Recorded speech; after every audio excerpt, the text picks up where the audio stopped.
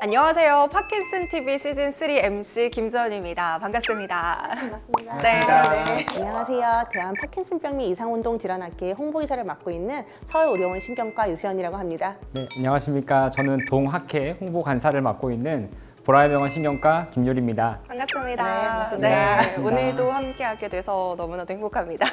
네, 저희가 지금까지 슬기로운 파킨슨 생활 시리즈를 통해서 생활 밀착형 정보들을 전해드렸잖아요. 근데 이제는 집에서만 지내실 수 없을 것 같아요. 그래서 오늘은 파킨슨 질환 환자분들의 건강 보행법에 대해서 이야기 나눠보도록 하겠습니다.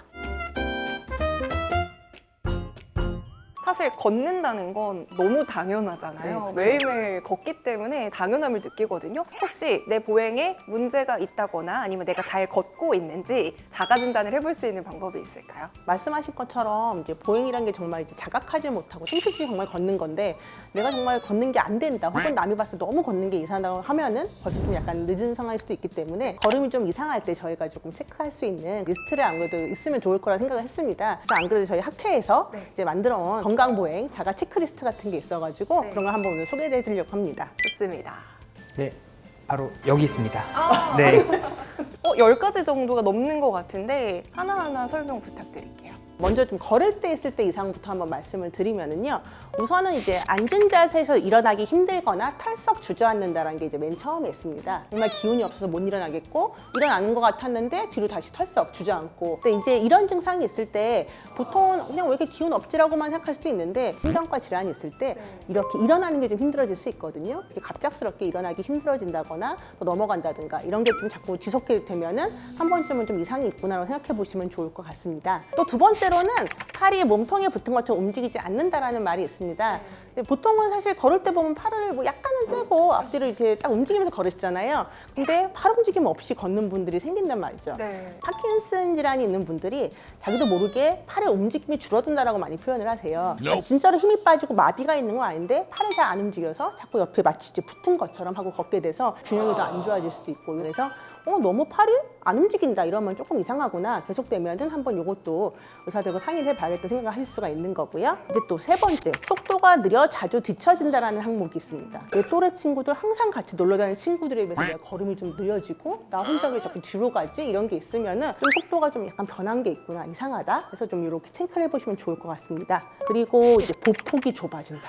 사실 저희가 그냥 걸을 때 보면은 그냥 이렇게 왔다 갔다 그냥 쭉 걸을 때 걷는 보폭이 있거든요. 이렇게 걷는 보폭이 어느 정도? 발을 갖다가 멀리 뛰지 못하고 앞발 이렇게 떼고 나서 이렇게 정말 이렇게 종종종 젖게 되는 그런 것들 있잖아요. 주위에서 보기에 너무 종종 걸음이다 그렇게 보인다 하면은 체크를 해보시면 좋을 것 같습니다. 그 다음으로는 이제 발이 끌린다라는 증상도 있는데요. 너무 기운 없으면 터덜터덜 걷는다고 하지만 대부분 그래도 잘 걸으시잖아요. 이제 뭐 거침없이 이렇게 걷는데 갑자기 발을 내가 좀 질질 끓는 것 같다. 발 자꾸 끌어서 신발 밀착 너무 빨리 달린다. 혹은 옆에서 자꾸 왜 이렇게 끌면서 걸냐 얘기를 듣는다거나 아니면 운턱이 너무 잘 걸린다. 이런 게 생기시면은 적극적으로 체크를 해가지고 생각해 보시면 좋을 것 같습니다. 제가 이어서 말씀드리겠습니다. 다음은 이제 다리를 넓게 벌리고 걷는다인데요. 이전에는 정상적으로 걸었는데 갑자기 어느 순간부터 이제 다리를 넓게 벌리면서 이제 걷는 증상을 의미합니다. 이런 증상을 마치 술 취한 것 같다라고 해가지고 실조증이라고 표현하기도 합니다. 다음으로는 이제 첫 발을 떼기 힘들다라는 증상이 생길 수도 있습니다. 이제 우리가 이제 이런 증상을 마치 땅에서 발이 달라붙은 것 같다라고 해가지고 네. 보행 동결이라는 이제 단어로 이제 표현을 하기도 하는데요. 저런 분들은 특징적으로 걷기 시작하려고 할 때 또는 방향을 바꿀 때 보행 동결 증상을 주로 이제 호소를 하게 됩니다.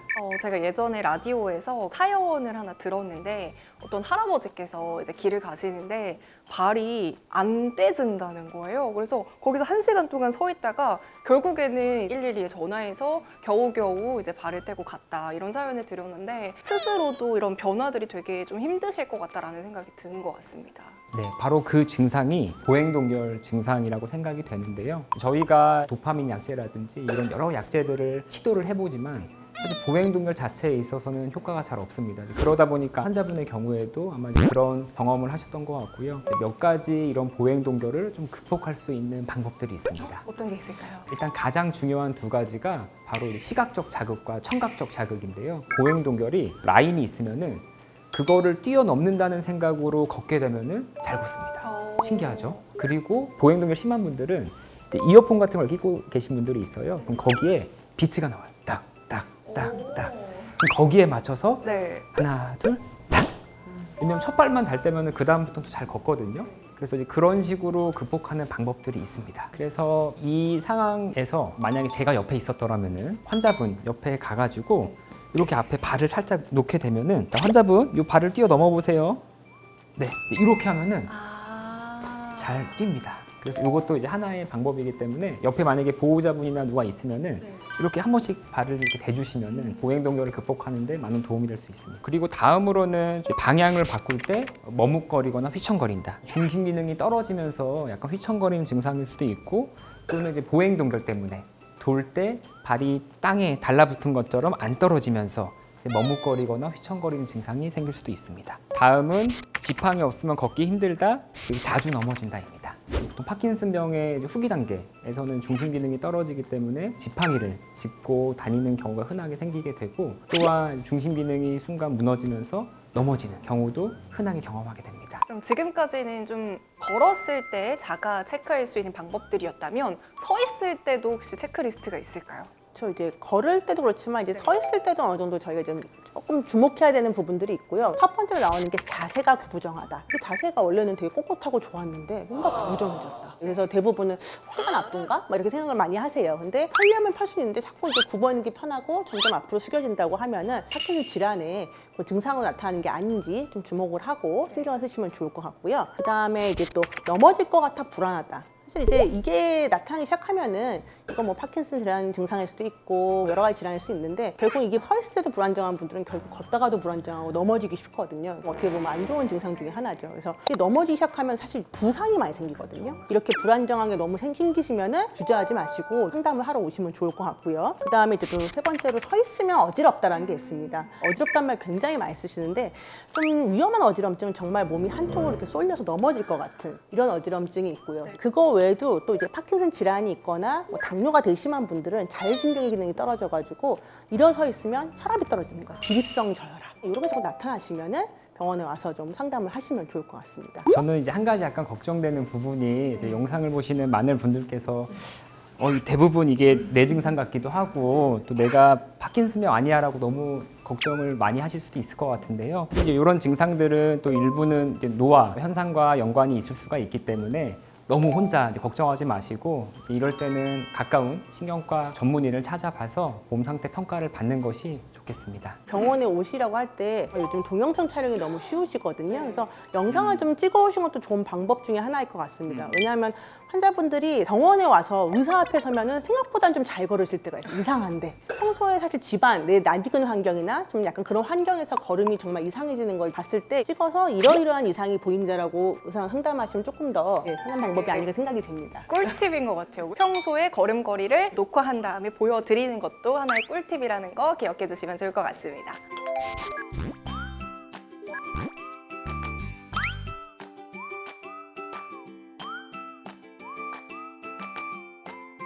네, 그럼 안전하고 건강한 보행을 위해서 우리가 일상생활에서 실천하고 좀 교정할 수 있는 방법이 있다면 어떤 게 있을까요? 저희가 이제 몇 가지 그런 거에서 좀 예시를 만들어 왔거든요. 좀 이런 걸음걸이 만들려 노력하는 것 자체가 좀 운동이 될 수 있어서 만들어 본 것들인데요. 우선 첫 번째는 저희가 양발은 뭐 한 어깨 넓이 정도로 벌리고 자연스럽게 걷는다. 우리가 정상적인 걸음걸이를 하려면은 대부분은 한 어깨 넓이 정도로 보통은 걷게 되거든요. 벌리고 그다음에 앞을 보고 팔을 갖다가 자연스럽게 움직이면서 기분차게 걷는 이런 걸 운동을 좀 하시면은 이렇게 걸음걸이 유지해야지 하는 것 자체가 운동도 되고 좋은 걸음걸이 만드는 첫걸음이 되지 않을까 싶습니다. 그리고 이제 두 번째로는 발 뒤꿈치에서 앞발로 무게중심을 이동한다 하는데 이게 어떻게 보면 이제 끌리는 걸음 너무 터덜터덜 걷지 말라는 뜻도 되거든요. 저희 걸을 때 보면 제대로 걸으려면은 뒤꿈치 대고 앞으로 이렇게 움직이면서 걷거든요. 내가 지금 혹시 이게 너무 안 된다면 내가 좀 이제 발이 잘 안 떨리고 끌리는 걸음이 되고 있는 게 아닌가 또 생각해 볼 수 있으니까 이렇게 걷는 방법을 좀 계속적으로 반복을 해봐야겠다 생각하실 수가 있는 거죠. 네. 그다음에 이것도 굉장히 중요한데 중심 근육이라고 하죠. 거기에 좀 관련된 건데 아랫배에 힘을 주고 허리는 세우며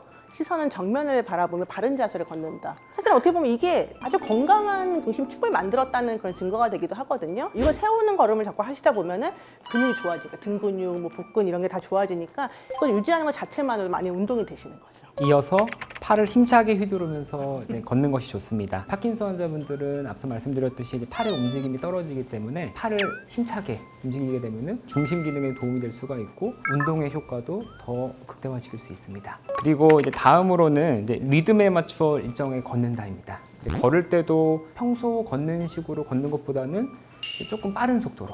이제 그럴 때는 보통 팔이 이제 이렇게 움직이게 되거든요. 이제 그럴 때는 이제 이런 리듬이 생기게 됩니다. 하나, 둘, 하나, 둘. 네, 그리고 마지막으로 평소에 코어 근육 단련을 많이 한다입니다. 사실 이제 코어 근육을 단련하는 건 저 같은 젊은 사람들이 하는 것도 굉장히 힘들거든요. 뭐 이런 플랭크라든지 정말 1분 버티기도 너무나도 힘들더라고요. 그러면 노인분들이나 파킨슨 질환 환자분들이 할 수 있는 좀 쉬운 코어 운동은 어떤 게 있을까요? 다양한 이런 코어 운동들이 있는데요. 그거에 대해서는 이제 저희가 다음 회에 좀 자세하게 다룰 예정입니다. 네, 알겠습니다.